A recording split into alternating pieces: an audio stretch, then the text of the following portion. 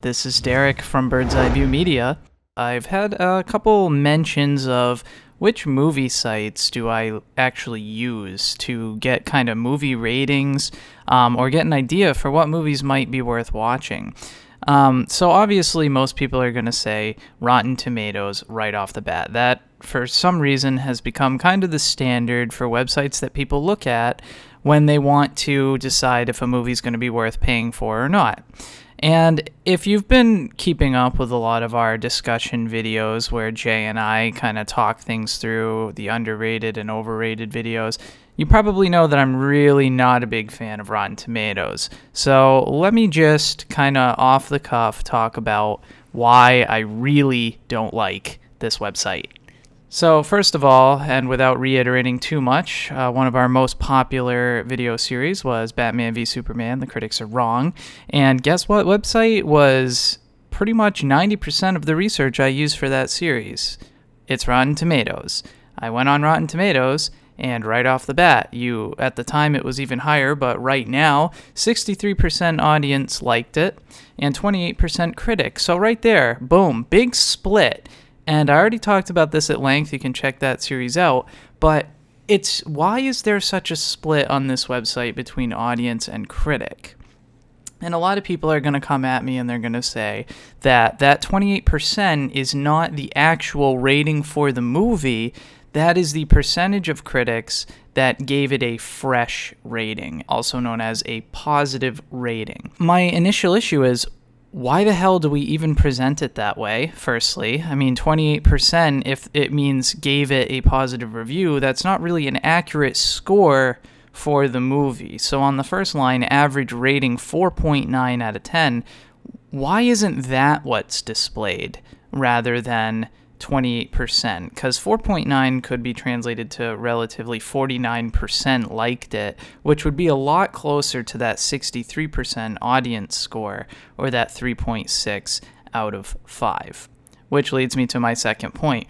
Why the hell is the audience score scored on a different scale than the critic score? The critic score is out of 10, and the audience score is out of 5.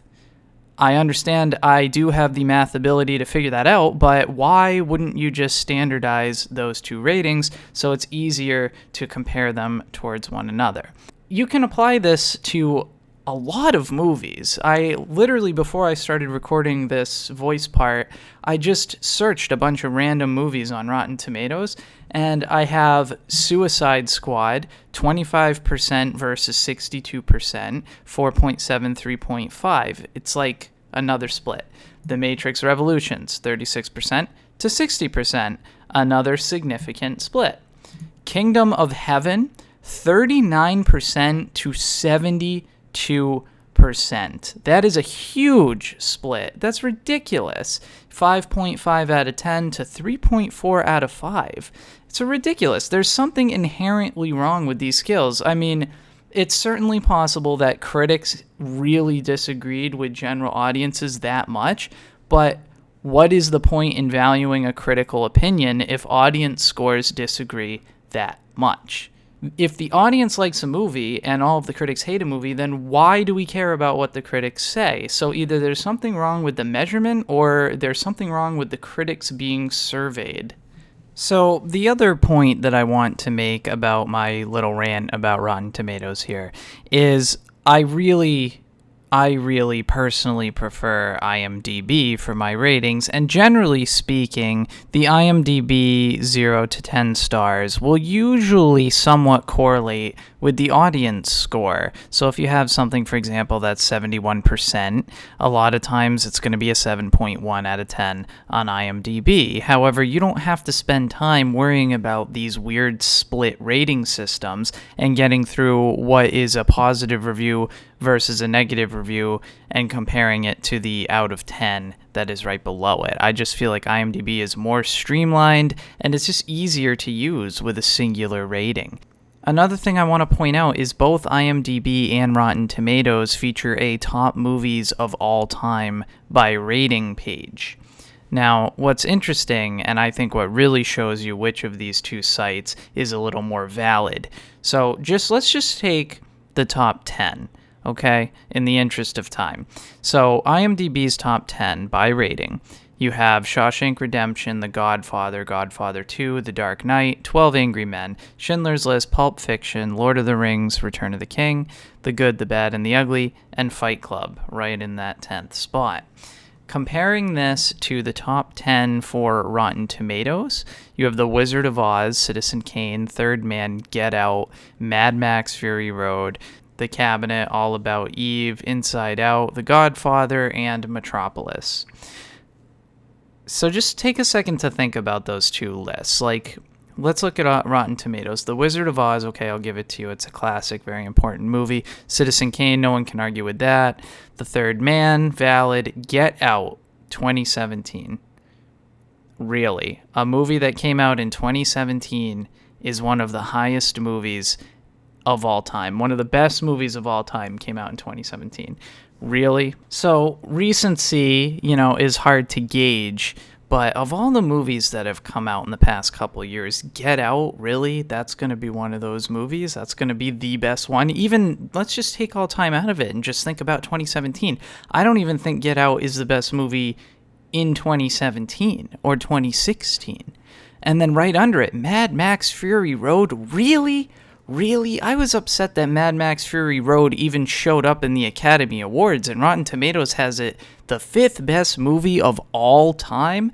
It's just my personal level of agreement is just not there. And then you have Inside Out at number 8. That's a Disney film. In my opinion, not even the best Disney film at all. Like, not even close. I think Toy Story is better. I think Lion King is better. There's plenty of movies just within Disney you could come up with that are superior to Inside Out. So obviously there's a problem with recency with the Rotten Tomato best movies of all time, and that just illustrates yet another flaw in their rating system. You compare that to the IMDb top movies of all time. Shawshank, Godfather, The Dark Knight, Pulp Fiction, Lord of the Rings. None of those movies make me upset to consider them in the top 10. I mean, yeah, there are some movies I would rather be there, but every single one of those movies in the top 10 at least deserves consideration to be there. Fight Club, I thought, was very cerebral. The Lord of the Rings is one of the best trilogies that's been made in recent history. Pulp Fiction is great. The most recent film in this whole list is The Dark Knight, and I still think The Dark Knight is easily the best superhero movie ever made, and standing on its own as a movie, it's easily in my top 10. So just look at those two lists. I think that illustrates which one of these websites is truly a superior rating system. So in short, that's why I'm not really a big fan of Rotten Tomatoes. This was just a quick video to kind of illustrate that point, but if you want me to go into more depth and you want to bring up some points that you think makes Rotten Tomatoes better than IMDb, then I'm willing to make a follow-up to this. So think about it, leave me a comment, and consider subscribing.